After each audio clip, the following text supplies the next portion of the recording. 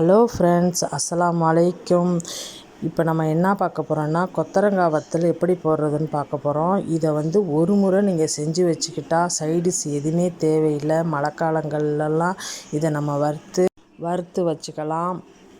வாங்க வீடியோக்குள்ளே போகலாம். நான் 1 கிலோ கொத்தவரங்காய் எடுத்திருக்கேன். 1 ஸ்பூன் உப்பு போட்டுக்கோங்க. தண்ணி முழுகிற அளவுக்கு தண்ணி ஊற்றிக்கலாம். நான் தண்ணி ஊற்றிட்டேன். இப்போ மூடி போட்டு வேக வச்சுக்கலாம்.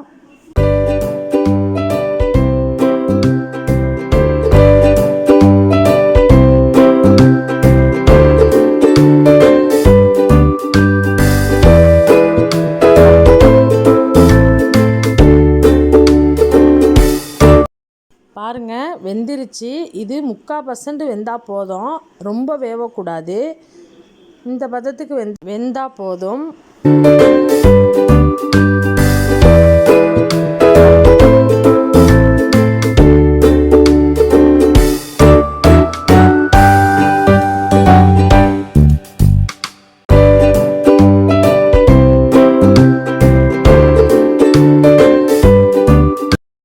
தண்ணியெல்லாம் நம்ம வடிகட்டிக்கலாம்.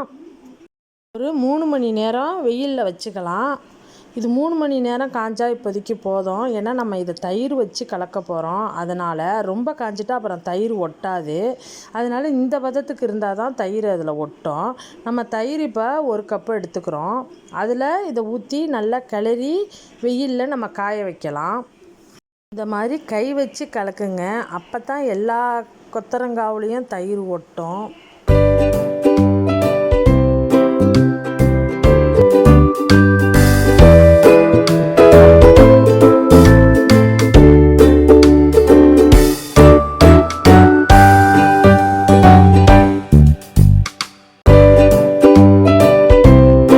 கொத்தவரங்காய் காய வைக்க மரவை மாதிரி எடுத்துக்குவோம். அதில் 1 நாள் காஞ்சிடுச்சு. இது 2வது நாள் காஞ்சிருக்கு. இந்த பாருங்கள் எப்படி நல்லா காஞ்சிடுச்சுண்டு. அடிக்கிற வெயிலுக்கு சூப்பராகவே காஞ்சிடும் எல்லாமே. இப்போ இது 3வது நாள் காஞ்சிடுச்சு. இதை விட போதும். நல்லா உடச்சி பார்த்தேன், நல்லா உடஞ்சிச்சு. இந்த மாதிரி வளைச்சி பார்த்தேன், நல்லா வளையுது. இதுதான் கரெக்டான ஸ்டேஜி. இதுக்கு மேலே இதை காய வைக்க வேணாம். இந்த ஸ்டேஜில் நம்ம வறுத்தா தான் கொத்தவரங்காய் நல்லாயிருக்கும். ஒரு சட்டியில் 4 ஸ்பூன் எண்ணெய் ஊற்றிக்கலாம். ரொம்ப எண்ணெயை காந்த விடாதீங்க. லைட்டாக வச்சு வருங்க, சிம்மில் வச்சு வருங்க. அப்போ தான் நல்லா பொன்னிறமாக இருக்கும். தீஞ்சிட்டா நல்லா இருக்காது. அடுப்பை சிம்மில் வச்சு வறுத்தா இந்த மாதிரி நம்ம பொன்னிறமாக வறுத்து எடுத்துக்கலாம்.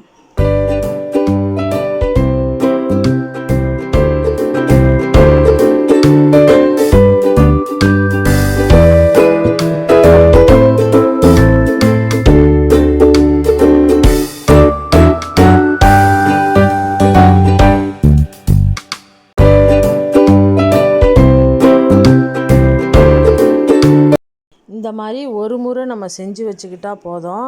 நமக்கு சைடிஷ் பிரச்சனையே இருக்காது. நம்ம எப்போ வேணுமோ நம்ம 2 எடுத்து போட்டு வறுத்துக்கிட்டு நம்ம சாப்பாட்டுக்கு சைடிஷாக வச்சுக்கலாம். இந்த வீடியோ பிடிச்சிருந்தால் லைக் பண்ணுங்கள், ஷேர் பண்ணுங்கள், கமெண்ட் பண்ணுங்கள்.